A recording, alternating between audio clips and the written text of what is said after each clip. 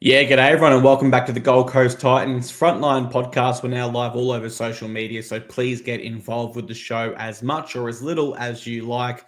We love seeing your comments roll through, though, and hopefully we can have a few roll through today. Joined as always by my co-host Russ of Dani and Blake fame from TikTok. My friend, it's been a tough year. But it's been a tough year, but we've beaten the bye 3 times this year, so very good opponent for us. So we come out with 2 points, so we'll take it. Man, I was actually looking before through the stats to preview this Broncos game. I knew we'd struggled this year, but we've only won 4 games, bro. We've won 5 games. We've beaten the Knights twice, Seagulls, and Roosters. That's it. It's only 4. Oh, so 4. No, yeah, only 4 games. Yeah. We've only beaten 3 teams. Yeah, it's bad. You know, one thing I used to always look forward to, though, was the NRLW kicking off, because we did have a strong NRLW team only a few years ago making the grand final. 2 years ago, even that got off on the wrong sour note, which is unfortunate, mate. Yeah. Alrighty, welcome in everyone that's here. I can see Anthony's in the chat and Boyd Star and Co from YouTube. How is everyone going? Let's jump straight into our Titans news segment. First bit of news for us is our recruitment manager, Ezra Howe. He departs the club effective immediately. How do you view his stint at the club, Russ? Like, if you had to look back at our recruitment and retention since he started in 2019, would you say it was overall a successful stint with the club, or wasn't the best? I would say it wasn't the best, man. Like, look at our recruitment. Look at the players we've lost over the years. I can definitely say that Titans recruitment has not been our strong point. I don't know how you see it, but... Mm-hmm. Yeah, it's tough. I like Ezra as a person, so I'll only comment like sort of professionally, I suppose. Look, we'll start with the good. He got Tino to our club, who is like... undoubtedly our best signing throughout Titans history. Dave Fafita, whether it has worked out or not, to get him at the time was a big one. The Chris Randall swap for Greggy Marzu, that worked out really well in our favour because Khan Pereira was ready to come in. Got Kieran Four into the club, Bo Firma, who's gone on to play Origin. But there has been some bad, no doubt about it. There's been some bad ones, man. And like Jamal Fogarty stands out for me big time. Jamal Fogarty, yep. You can add Tanner Boyd to that list. He's going really well in New Zealand. You can add Toby Sexton to that list. He's doing well with the Bot Dogs. Aaron Clark, yeah, that was a tough one. I will actually let Ez off the hook for that one. Because his mum was the coach of the netball team. I get that. Max King's another one, man. Yep, Maxi King. Who else did we lose that we really would have? You know, not who we've lost, but some bad signings. Tyrone Peachy, Shannon Boyd on big money. Isaac Liu on big money. So it's a mixed bag for Ez. He's had some really Lilani good Latu, man. I think that might have been 1 year before Ez. Was that just before him? No, because he came with Peachy, didn't he? They came the same time. He either came in 2019 or 2018. So you're either right on the start or it was 1 year ahead. So I guess I would rate it as somewhat successful. Like, it's right down the middle. There's been some good things. There's been some bad things. You can probably argue there's been more. Do you agree that it's time for a change there? Oh, it has to be. We have to change our whole football department, in my opinion. So many people online are so negative against the Titans, and I get it, but they take aim at the CEO and what are the staff doing? Winning starts in the office and stuff. But the fact we're even profitable as a club, being the smallest in the league, being in a market that's not a traditional rugby league market, the Gold Coast, and above all, like, we're just not successful. No kid really grows up on the Gold Coast right now and like adores the Titans and wants to be like the Titans. Whereas like when I grew up in Queensland, everyone, not me because I went for the Eels, but all my friends at school, like in primary school, did that for the Broncos. Everyone went for the Broncos. Yep. Yeah, they'd be profitable. And Joshua Robel from Facebook adds in Josiah Pahulu as well. Yeah, there you go. That's this year. To add in as well. Dave Mercer from Facebook. G'day, Dave. He says Jerome Hughes. That was a fair bit before Ez's time. Yeah, that was there. So well before his time. And one bit of injury news, guys. Brittany Brayley Narty. She will go for scans on a shoulder injury, our NRLW hooker. No update from the club on what's happened there, but the NRL physio says he has concern for a collarbone/AC joint. That was a tongue twister injury. Yep. And he said if there's any present fracture, then it would usually be a 4 to 8 week recovery. The good news, I suppose, is Lily Rose Colk should be back for us this round. Yeah, so she should be back. Our NRLW should get our hooker back. Yeah. Let's jump straight into the game review, mate. NRLW season kicked off, but unfortunately the Cowboys defeated us 20 points to 6. I'll just start with this, Russ. I'm disappointed because we beat them in a trial recently. Yeah, that's the thing. Yeah. I know it's a trial, but yeah. Yeah. I mean, we're in an adjustment phase. We're without some of our best players. Shannon Marto, Ivania Isako, formerly Ivania Polite. So we are in an adjustment phase, but I'll just say this. They gave us more than enough opportunity here. We just didn't execute. Yep. They knocked the ball on off the very first pass of the game. And they completed it 68%. Yep. And it took them 20 minutes to score. The game was in the balance the first 20 minutes of the game. And then they got 3 tries before, in the first half, at the end of that first half, and it was game over. And it was soft defense. The dummy half, their number 9, man, she broke through so many times, way too easily. Emma Manzelman is a great player, but I agree with you. That was our market defense. That wasn't it wasn't a lack of physicality. It wasn't a lack of preparation. It was just kind of lapses in defense, in the sense that she'd screwed out from dummy half, and our markers were in La La land. They weren't switched on there ready. Yeah. Look, I'm happy to put it down to early season jitters and maybe blowing the cobwebs out, but I can see why people would say, Clarkey, you're being optimistic. How can you say that when you literally beat them in a trial a few weeks ago? Look, trials aren't always a true indication of form. But I just thought as a team we were off defensively. Yep. Individually, I thought Jamie Chapman, typically a center winger, she was at fullback for us. Her positioning was a little bit off. There was a time when the Cowboys made a break and the player had actually already passed the ball and Chapo was still going out to tackle her. And then defensively as well, I thought Georgia Gray probably struggled a little bit moving into the centers from the wing. What I will say for both women, though, is genuine excuses for both. Chapo has a lot going on in her personal life. It's all over the newspapers for her, unfortunately. Yep. And that was Georgia Gray's first game in the centers. So plenty of upside still to come from those women. Some positives, though. Let's finish with some positives. Jessica Elliston, usually seen as our 1-2 punch, being the 2 to Shannon Marto. She led by example. She really stepped up and elevated her game to a new level. Georgia Hale. Didn't skip a beat at all. I think she had 61 tackles for one miss in 70 minutes. She does 60 tackles a game. That's crazy. She is so far ahead of the NRLW all-time tackles leaderboard. It's not crazy. They're not going to catch her. No. But so it's a game where I'm happy to leave it. I reckon we move on, Russ. Let's not overreact off one game. It wasn't the best start to our season. But as our men showed us, they lost round 1. They came back in round 1, rounds 2 and 3, so it can be done. And I don't want to overreact too much based off that loss. Yeah, let's move to more positive news, man. Affiliates recap time, guys. And this has been an awesome week for our affiliates. Ipswich Jets smashed the Central Queensland Capras 34-12. And then Tweed go and smash Western Clydesdales 42-12. Yep. Jets improved to 5th on the ladder. Tweed moved to 13th. Both will play next Sunday. Jets have the 2nd place North Devils, and Seagulls have the 11th placed South Logan Magpies. How about this for some standout players, Russ? Dead set. You could not, if you were dreaming of how we spoke about this the other day. So there was some good standouts. You could not have dreamed this better. If you said, I want our reserves to have a really strong week. Just get a load of some of these stats, guys. This is awesome. Tukey Simpkins, he leads the Tweed tackle count again. Tony Francis plays center. He scores, sets up another try, and has 9 tackle breaks. Zane Harrison scores his first try in the Queensland Cup. Cooper Bice scores again from the bench, and he comes off the bench to run more than any other meters than any other Tweed forward. That's ridiculous. On to the Ipswich Jets. They scored 6 tries. All 6 came from Titans. Arama House scores in the first minute. Josh Patson scores. Jalen DeGroot scores. And Alofiana Khan Pereira, he gets a hat trick. Josh Patson, he finishes that game with the most meters as well. So just an awesome week in reserves there, Russ. Any standouts for you in particular? Cooper Bye, man. Off the bench again. 2 from 2, 2 games straight. He's he's just dominated, and give him a jersey, man. End of the season, I reckon he needs to have a run.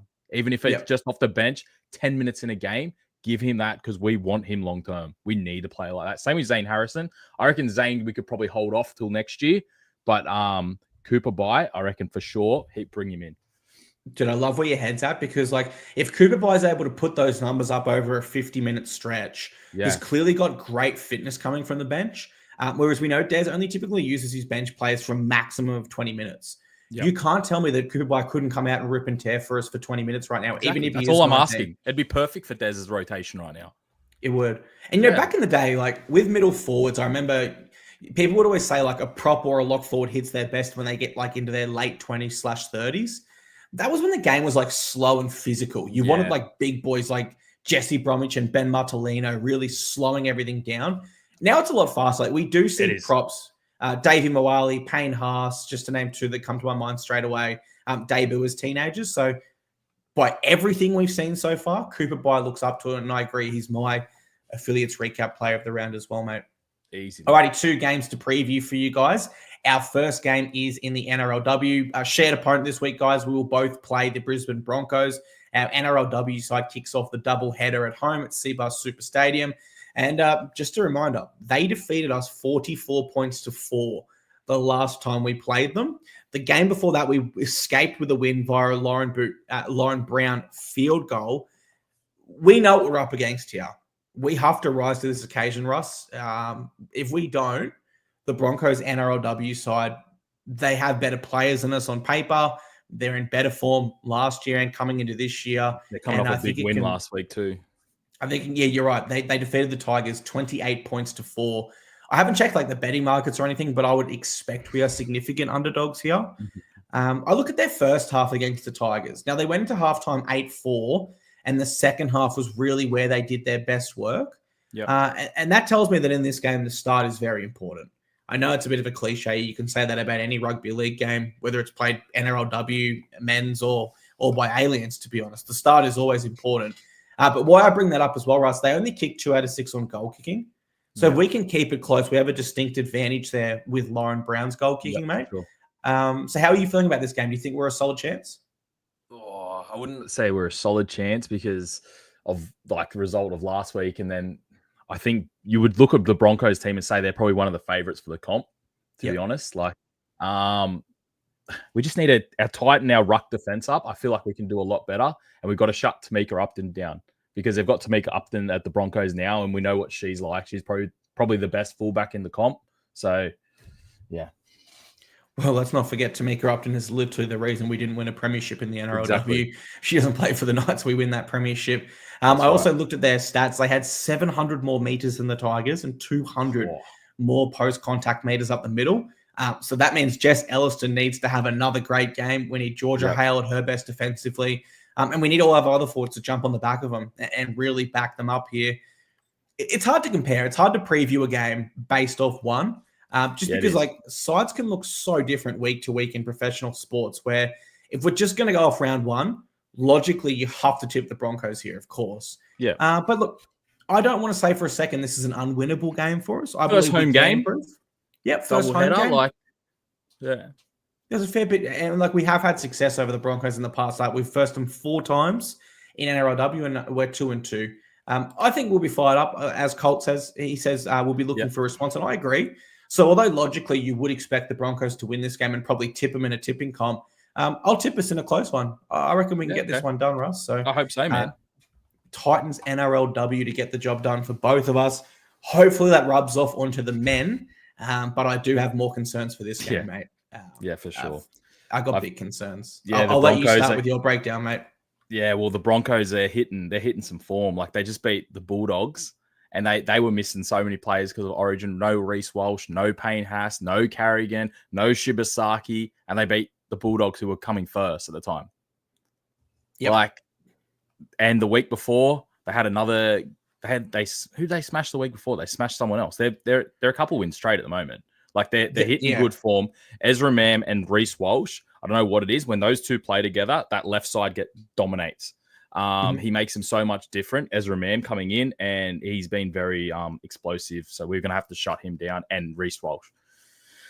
Look, let's not forget. It was literally, was it a month ago or 3 weeks ago? They beat us 44-14. Yeah. I won't forget that because I was actually with a bunch of family members watching that game, and I said, and they all said, "Oh, Broncos will smash her." And I said, you guys will be surprised. The Titans always turn up against the Broncos. We always rise to a new level because we view them as our arch rivals. The Broncos don't look at the Titans and go, they're our rivals. They look at the Dolphins and Cowboys. So it's a one-sided rivalry, and we just didn't turn up for it. So it was so disappointing. But I am nervous. As you said, Broncos are hitting form. Even people like Andrew Johns are predicting them for the top 4 now. Things are looking up. They're 4 points out of the 4. And I think they've got another bye, I'm pretty sure. Do they have another bye? Yeah. I don't know. But they're only 2 points in the 8, but they're on 22 points, and 20 points is the 8. So they're gonna want to keep winning. They want to push for that 4, but more. They want to stay in the 8. So no, the Broncos will be tough, man. They got a lot more to play for than us. They do. Absolutely, they do. Like we're fighting to avoid a wooden spoon. They're fighting for, even if they finished 5th, the home final, which is still very important for a side from Brisbane. That is so important to the finals for them. I look at our last 5 games, Russ. I think the only game we've really looked at, it's the Manly game, and they had their own issues at the time. We just didn't know it yet. For me, the issue is our defense remains the same. Let's not sugarcoat it. We've had 3 really good wins this year against the Knights, Roosters, and that Manly game, the first game against the Knights, that is. Now, the theme in all 3 of those games is we won with our defense. In terms of Origin, I'm not sure if Tino backs up with his sternum injury, but I do have a sneaky inclination that both Payne Haas and Patrick Carrigan will back up. They will. We're the last game on the Sunday as well. It's 5 days after. I feel like Tino will back up as well, to be honest. You know what? I get the feeling he will too. Des Hasler doesn't seem like the sort of coach that's going to let him rest, even if he wanted to. And Tino's not the sort of player that's going to want to rest. So he might bring him off the bench again and start Jolliffe. I think that will happen. But yeah, I feel like Tino will for sure play. And the issue we have there is Payne Haas and Patrick Carrigan play for different states. So whether you want to say, the winning side will come back and be galvanized and you have another great game, or you want to say the losing side is going to be fired up and want to make amends, that's going to be one of them either way, which is 2 of their best players. Xavier Willison last week, you mentioned him. It was amazing. That was a beast effort. I really wish we had assigned him instead of Keenan Palacia when we had options there. We spoke about this the other day, and I said, you know what? We should be signing someone like that. Like, he is an absolute weapon. And at the moment, he's behind Carrigan and Haas. I was like, that's the sort of player that we should be targeting. Yeah, 100%. I would have rather if, instead of putting our eggs in the Regan Campbell-Gillard basket and now losing Jimmy Jolliffe, imagine we had Jolliffe and Wilson coming off the bench at the same time. I would have loved that. Look, my prediction is they're just going to be too physical for us. I will tip us out of loyalty and stir up a reaction on my page. You guys will see that later in the week. But if you guys want my gut, honest truth, no bias or anything aside, I think we lose 13 plus. I just don't see us competing here on the Broncos level. The fact we didn't get up for it emotionally and physically last time we played them, that's always been our trump. And it was only 4 weeks ago. What's changed for us? Not much. What's changed for them? If anything, they've just gotten stronger and stronger. They've gotten better. They've gotten a lot better, and they're playing a lot more free-flowing footy, and their back line is really good, man. They got very, very solid backs. Adam Reynolds kicking game. I actually feel like they're a late chance to win the comp. I don't think they will win the comp, but I feel like they can push that way if they keep with this form. Yeah. Here's where I get nervous in this game and why I simply can't tip us. In their last 5 games, if we want to do an average of the points scored, it's 26 points per game. I can't look at our current side and say we're 26 points. I don't even think we're going to score 26 points against this Broncos team. It gets worse when you look at our conceded in the last 5. We're conceding 33 points per game. Yeah, that's atrocious. On averages, if we meet in the middle there, the Broncos are going to be somewhere around the 30-point mark in this game. Yep. I couldn't see a world where we scored more than 30 or kept them under 20. I feel like the only way we win this is if we win 32-30. Because we know we're going to leak the points, and we're just we're gonna score them too. We're not going to keep these guys to under 10 points. That's not going to happen. No. And my issue with that game plan is, though, like you saw last week with the Broncos against the Bulldogs, in the first half, they were trying to win with their attack. They were trying to go around the Bulldogs. And then the second half, they just like, let's simplify this. Let's literally just defend hard in the middle. Let's run hard on them. Let's be more physical. Then let's get enthusiastic. And then their defensive mindset shifted with that. They tried to win with their defense all of a sudden and going through them. So I agree with you. That is our only pathway to victory. We need them to get into the mindset of, oh, let's try to win with our attack. Let's go 1-for-1 with the Titans. Yeah, that's the only way we win. Only way. If they go, we're going to just batten the hatches down, defense, they'll smash us.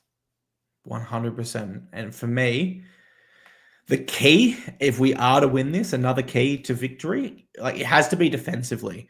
We need to be physically imposing to a point where they want to go around us like they did the Bulldogs in the first half. And we needed that for 80 minutes. Yep. Now, I can't picture that happening. I'm just being honest with you guys. So for all the reasons we've wrapped up, I have to predict we will lose this game and probably lose quite badly. So I do apologize to the Titans Frontline for that prediction. I wish I had something better for you guys. But I really hope our women put in a good stint to start and, we can at least go 1-1 with the Broncos in this one, Russ. Yeah. Your final prediction, please, mate. I feel like I feel like we're like a 3 out of 10, 2 out of 10 to win. Like, I feel like Broncos are going to be too strong, but there is a big chance that Dave Fafita is back for this game, and it's against his old club. And I always feel like Dave Fafita's best footy has been when Kieran Foran's played on alongside, and he feeds him early ball.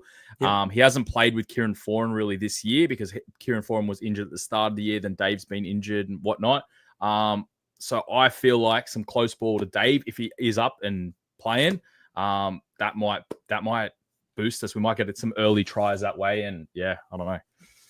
Yeah. And your final prediction? So you're about a 3 out of 10?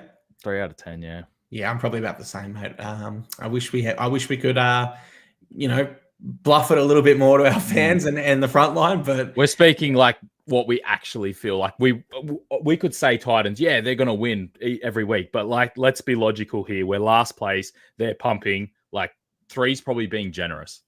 Yeah, it is. But look, miracles can happen in rugby league, guys. Fingers crossed our women get the win to start, and our men jump on the back of that, guys. And if you are on the Gold Coast, get down to see us for a double header and support our teams. Thank you for being with us here on the Titans Frontline podcast. Whether you were here with us live or you're listening later as a podcast, your support means all the same to us, and we really appreciate it in what's been another tough season for the club, guys. So with that, again, thank you very much, and we will see you next week at the same time. Go the Titans, Russ.